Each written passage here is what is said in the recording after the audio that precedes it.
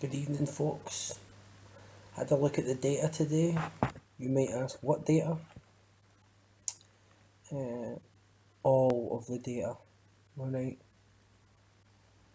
And what the data, the data suggested a lot of things. It's suggesting that no matter what happens, my belief system is always completely vindicated. The data also suggests that this also applies to all of my friends in my philosophical vicinity, which obviously is really convenient for us. The data also seems to imply strongly that no matter how many times I fail to predict correctly the events that transpire,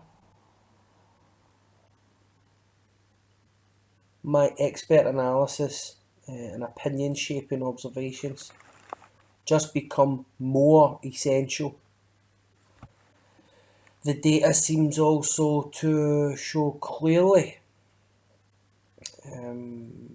that regardless of how wide of the mark I am, that I in fact have no humility.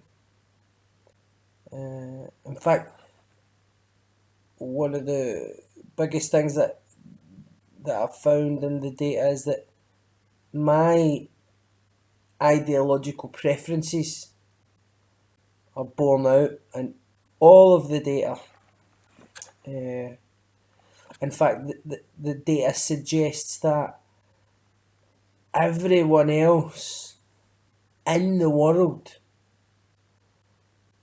other than me has a hell of a lot of thinking to do. The data seems to suggest that the very concept of social cohesion is now under attack. And by social cohesion, I mean an agreed reality where we disagree about how to run and facilitate an agreed reality. Now we have two versions of reality, of subsets of reality, and in this culture war, whole new lexicons have emerged to describe the various transactions, oppressions, abuses that take place.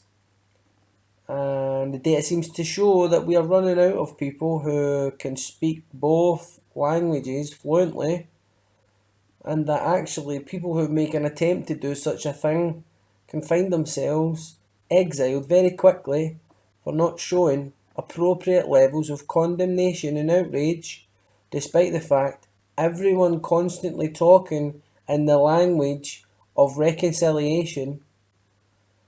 The data shows very clearly that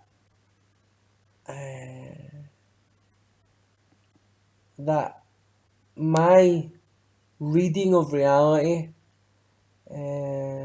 is never ever wrong. And despite the fact that I always find myself on the right side of every argument, and despite the fact that it's impossible that I could be right in every instance, regardless of that, the data seems to suggest that I'm not going to grow the fuck up. Because I'm the kind of person who, maybe because partly to do with my personality, and maybe partly because of some evolutionary trick of the mind, that in order to navigate my survival in a hostile world, my mind needs to feel like it knows exactly what's going on. And perhaps this impulse, which was formed in the early days of humanity, is misfiring in some way in the new context of this ultra-modern world. But basically, in order to feel like I know what's going on, I have to perform endless intellectual shortcuts, mental gymnastics that involve sweeping generalizations, hypocrisy, willful ignorance, and all of the usual tropes that that converge to form my absurd personality. The whole idea being that not only do I gain a false sense of knowing what's going on, but that I can project an image of myself in which all of the contradictory facets of this absurd personality and its attendant belief system appear to cohere seamlessly, making me invincible philosophically to accusations that I am a hypocrite, or that I am self-interested, or that my concern for the wider community is rather glib in light of the fact that I am not willing to concede even an inch to people that I've identified as the enemy, who actually, when you look closely, you see are driven by all of the same impulses, behaving much the same way when pushing their ideology, and very much feel as afraid of me as I do of them, except I don't identify myself as guilty of their toxic behaviours because I have a context for all of my absurdity. So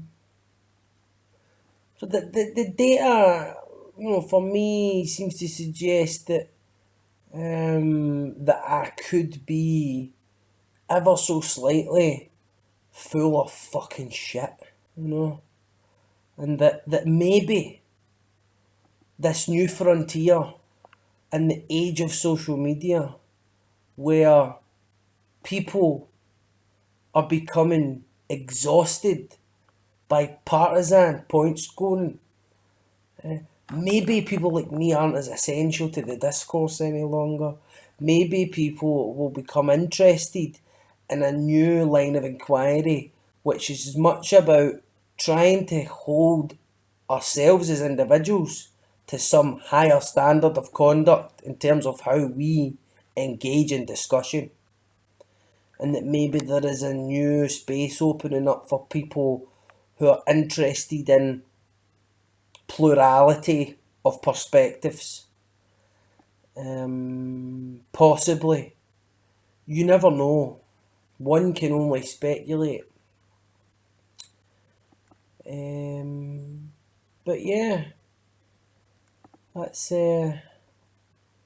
pretty much what I've been getting from the data. What have you been getting from the data? I would love to know. If you would like to make sure it's all adequately sourced below so I can check it.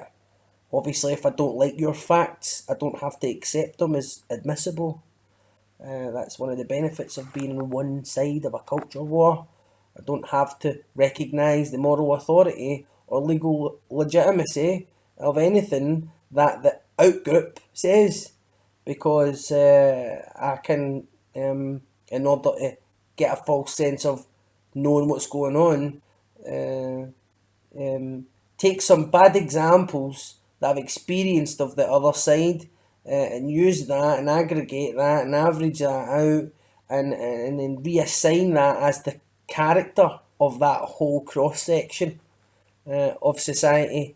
And then that means that I don't have to confront or challenge my own thinking when I engage in endless, ceaseless acts of unremitting escalation and aggression, which I will always think is punching up at something against some oppressor, completely lacking any cultural sophistication to remember that that's always interpreted as an act of symbolic violence when it happens to me. In order to cope with any challenges to my way of thinking, obviously, as a last resort, I will identify as a victim in some form of abuse that has occurred. Because then, obviously, people are much less likely to criticise me or question my methods. So anyway, that's all I've got to say about that. I wondered what you've got from the data. Take it easy.